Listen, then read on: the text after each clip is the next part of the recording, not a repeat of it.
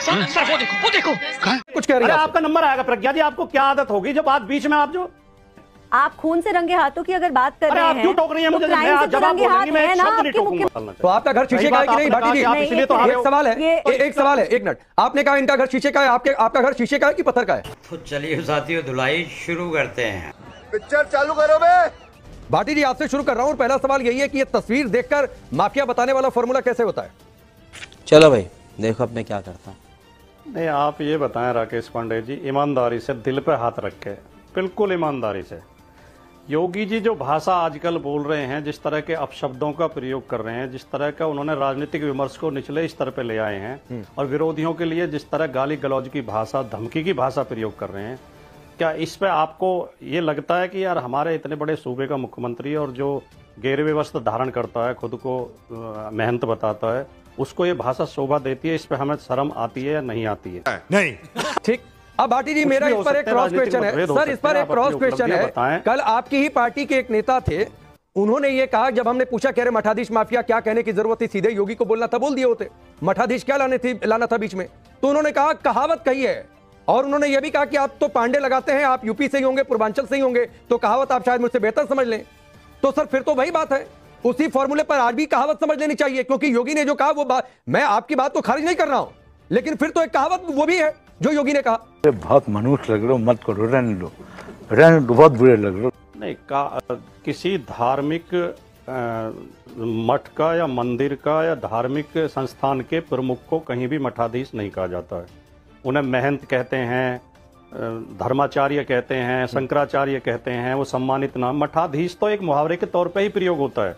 कोई भी हिंदी का विद्यार्थी या आम बोलचाल को समझने वाला आदमी बता देगा कि मठाधीशी तो हर जगह प्रयोग होती है। अच्छा। ये शिक्षकों के मठाधीश हैं, ये पत्रकारों के मठाधीश हैं, ये कवियों के मठाधीश। कवि सम्मेलनों की राजनीति में आमतौर पर कवि आपस में बात करते हैं, अरे वो तो मठाधीश हो गया, अपने अपने ग्रुप के लोगों को बुलाता है। ठीक है, तो मुझे एक बात बता दीजिए, जो योगी आदित्यनाथ ने कहा भाटी जी, उसके तौर पर मुहावरे के तौर पर, मैं उनकी बात है, आपकी अपनी आपत्ति अपनी जगह ठीक है। उठाया था, कृपया। हाँ, नहीं, बिल्कुल ठीक बात है, मैं आपको आप ही के पास हूँ, बिल्कुल आपकी बात ठीक है, मैं खारिज नहीं कर रहा हूँ। ठीक है कह दिया, हमारे लिए इतना ही बहुत है, आपने ठीक है कह दिया। नहीं सर जी, लेकिन ये भी एक कहावत है जो योगी आदित्यनाथ ने कहा कि कुत्ते की पूंछ सीधी नहीं होती है, उसी तरीके से गुंडे ठीक नहीं हो पा रहे हैं, तो ये भी एक कहावत है सर।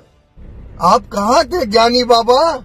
नहीं, वो तो ये कह रहे हैं, देखिए मैं अभी सुन रहा था, उनकी बाइट आप सुनवा रहे थे। बबुआ 12 बजे सो के उठता था, बाहर नहीं निकलता था। क्या भारत देश की राजनीति में इस स्तर पर भाषा उतर आएगी? विपक्ष के लिए तू तड़ाक की भाषा प्रयोग करने लगेंगे?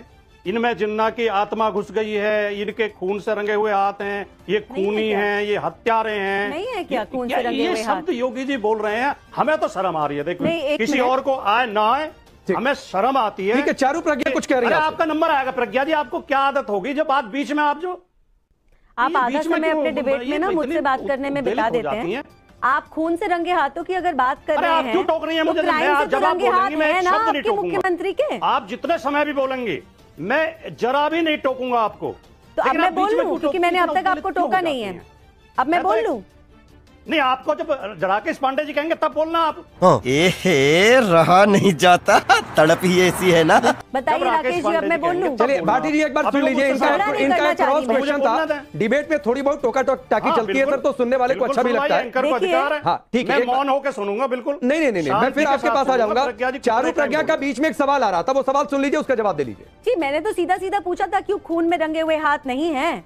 बिल्कुल है, खून में रंगे हुए हाथ हैं, बलात्कारियों का साथ देने वाले हाथ हैं, टेररिस्ट का साथ देने वाले हाथ हैं, और ये सारी बातें मैं तथ्यों पर बोल रही हूँ। भाई, मुख्तार अंसारी आपकी पार्टी का ही तो नेता था, अतीक अहमद आपकी पार्टी का ही तो है। आप मुझे बताइए, अच्छा पुरानी बातें नहीं करते, नई नई बातें करते हैं। नवाब सिंह यादव आपकी पार्टी का ही तो है। अब ये बताइए, अयोध्या बार बार आप कहते हैं, अयोध्या के जो नए सांसद चुने गए हैं वो किसका सपोर्ट कर रहे हैं? क्या वो जनता के साथ खड़े हैं या क्रिमिनल्स के साथ खड़े हैं? तो ये बात आप मत भूलिए। 2 बार से जो भारतीय जनता पार्टी की सरकार उत्तर प्रदेश में बन रही है ना, ये इसीलिए बन पा रही है क्योंकि आपके समय पे लॉ एंड ऑर्डर की स्थिति इतनी खराब थी, एक लड़की सड़क पे खड़ी नहीं रह सकती थी। रात की जरूरत नहीं है, दिन में खड़ी नहीं रह सकती थी, ये सच्चाई है। और इसका ही बदलाव करने के बाद योगी जी बार बार मुख्यमंत्री चुने जाते हैं, ये फैक्ट है।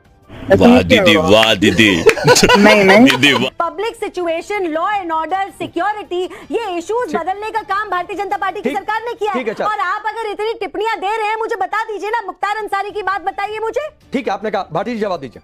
अभी बता है भाई, अभी बता है। मैं बताता हूँ। आपने 2 आरोप लगाए, बलात्कारियों का समर्थन, आतंकवादियों का समर्थन। किसी आतंकवाद की आरोपी महिला को, बम विस्फोट की आरोपी महिला को भारतीय जनता पार्टी ने संसद में चुन के भिजवाया टिकट देकर। बलात्कारियों के बारे में आपका रिकॉर्ड इतना खराब है, आप चिन्मयानंद के केस बार बार वापस लेने का प्रयास करते हैं, कोर्ट रोक देता है। आप रेपिस्टों को रिहा करते हैं, उन्हें माला पहनाते हैं, उन्हें संस्कारी बताते हैं। आपकी पार्टी में अभी एडीआर की रिपोर्ट आई है, सबसे ज्यादा बलात्कार के आरोपी जो चुने हुए प्रतिनिधि हैं वो भारतीय जनता पार्टी में नंबर 1 पे। मैं नहीं कह रहा, एडीआर की रिपोर्ट है। तो ये कह देना कि नहीं, दूसरी पार्टी पे आरोप लगा देना, ये आपको शोभा नहीं देता। चिनाई सेठ, जिनके अपने घर शीशे के हों वो दूसरों पर पत्थर नहीं फेंका करते। तो आपका घर शीशे का है कि नहीं भाटी जी? इसलिए तो एक सवाल है, एक सवाल है, 1 मिनट। आपने कहा इनका घर शीशे का है, आपका घर शीशे का है कि पत्थर का है? नहीं, मैं एक बात का और जवाब दे दूं चारू प्रज्ञा जी का। इन्होंने कहा कि इसीलिए तो आपको हरा दिया उत्तर प्रदेश की जनता ने। तो अभी उत्तर प्रदेश की जनता ने हाल में आपको 62 से 33 पे ले आए, तो इसका मतलब इस बात का सबूत है नहीं कि आपके मुख्यमंत्री और आपकी सरकार नहीं भाटी जी, वैसे तो उत्तर प्रदेश की जनता ने आपको 17 से ही बाहर करके रखा हुआ है। ठीक है, नहीं, मुख्यमंत्री चुने जा रहे थे क्या? प्रदेश की सरकार चुनी जा रही थी? ये तू मैं तो प्रदेश के नेताओं के बीच में हो रही है ना, राष्ट्रीय नेताओं के बीच में तो हो नहीं रही। अच्छा, लेकिन देखिए, आप जब इन बातों पर जवाब नहीं देते मुझे आपत्ति होती है, ठीक है ना? आपके नेता और अब जो नहीं रहे उनके बारे में बात करना मुझे अच्छा नहीं लगता। महिलाओं के ऊपर टिप्पणी करने से लेकर आज तक उनकी बहू ने मौन धारण कर रखा है नवाब सिंह के बारे में, आप तो कुछ बोल दीजिए। तो अगर ठीक है, चलो मैं थोड़ा सा आगे बढ़ता हूं, 2 मेहमान इंतजार कर रहे हैं। भाटी जी, मुझे बस एक बात बता दीजिए, आपका घर शीशे का है कि पत्थर का है? आप क्या मानते हैं? आप कुछ भी बोलो, ये नहीं सुनने वाला। नहीं, घर तो सबके शीशे के होते हैं। अच्छा, मर्यादा का पालन करना। नहीं, ठीक है अवधेश जी, चलिए भाटी जी ने ये मान लिया कि उनके घर शीशे के हैं। बहुत तेज हो रहा है तो किसी। हाँ अवधेश जी, अरे भाई ऐसा है, आप मेरे अकेले के लिए मत कहो। मैंने कहा सबके घर शीशे के होते हैं, सबको मर्यादा का पालन करना चाहिए। ये बड़ी अच्छी बात कही है। मजा आया, और मैं ये जो मजा है हिंदुस्तान के हर व्यक्ति को देना चाहता हूं।